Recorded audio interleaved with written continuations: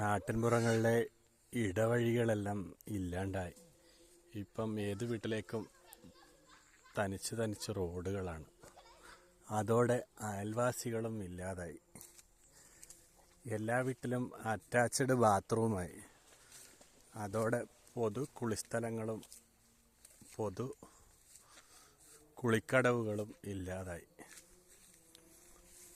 എന്തായാലും അതെപ്പോഴും പൊതു കുളിക്കടവുകളും തോടും എല്ലാം ഒരു നൊസ്റ്റാൾജിയ തന്നെയാണ്. ഇത്രയും സൗകര്യപ്രദമായിട്ട് കുളിക്കാനൊരു പുഴയും തോടും കുളവും കിട്ടിയിട്ടും പുതുതലമുറ എന്തുകൊണ്ടായിരിക്കും പുഴകളിലേക്കോ കുളത്തിലേക്കോ കുളിക്കാനായിട്ട് പോകാത്തത്? വീട്ടിൽ നിന്ന് വിടാത്തതുകൊണ്ടാണോ? എന്തുകൊണ്ടായിരിക്കും?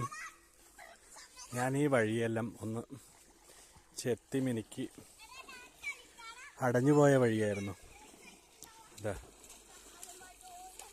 പുഴയിലേക്ക് ഇറങ്ങാൻ സ്റ്റെപ്പ് കൊത്തി ഉണ്ടാക്കി, അലക്കാനൊരു കല്ല് സെറ്റ് ചെയ്ത് കുട്ടികളെ പുഴയിലിറങ്ങി കുളിക്കാനും വിട്ടു.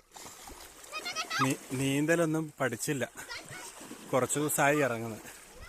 നീന്തൽ പഠിക്കുമായിരിക്കും അല്ലേ? ഇല്ലെങ്കിൽ പഠിപ്പിക്കാം.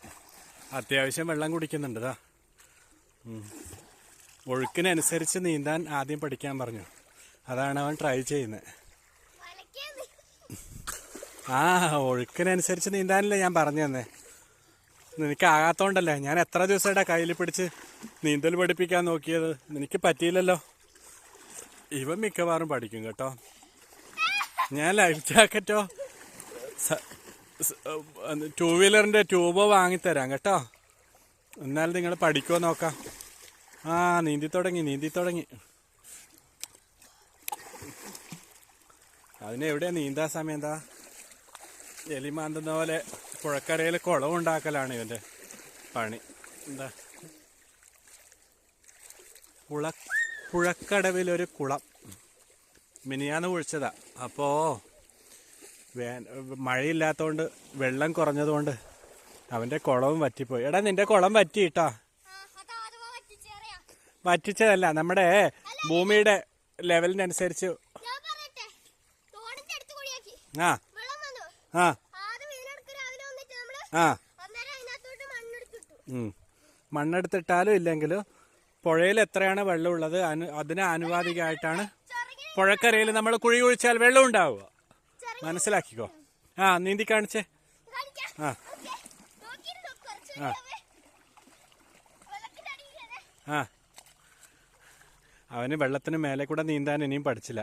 വെള്ളത്തിന് അടിയിലെ കൂടെ ഒരു കുറച്ച് ദൂരം പോവും. ആ അത്യാവശ്യം വെള്ളവും കുടിക്കും. ഇവൻ ആദ്യം തന്നെ ഒഴുക്കിന് എതിരായിട്ട് നീന്താനാണ് ഇവൻ പ്രാക്ടീസ് ചെയ്യുന്നത്. അയ്യോ അടുത്ത ആഴ്ച ഇവർ നീന്തൽ പഠിച്ചിട്ടുള്ള വീഡിയോ ഇട്ട് തരാവേ.